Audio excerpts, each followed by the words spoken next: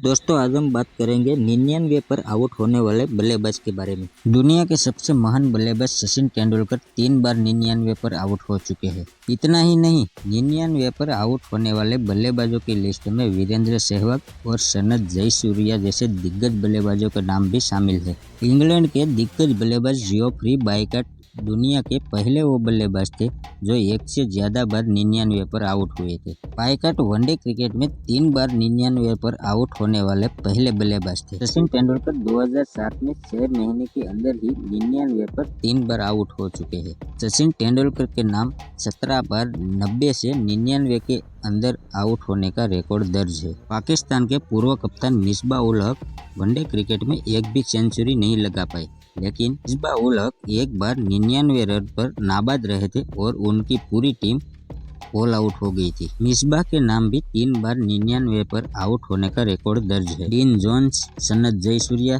वीरेंद्र सहवाग और Alex hello जैसे बल्लेबाज भी इस लिस्ट में शामिल है। ये सभी खिलाड़ी 2-2 बार 99 पर आउट होकर पवेलियन वापस लौटे हैं। इनके अलावा ऑस्ट्रेलिया के ओपनर बल्लेबाज डेविड वार्नर भी एक बार 99 पर आउट हो चुके हैं। तो दोस्तों वीडियो पसंद आया तो एक लाइक कर देना और चैनल को सब्सक्राइब कर लेना।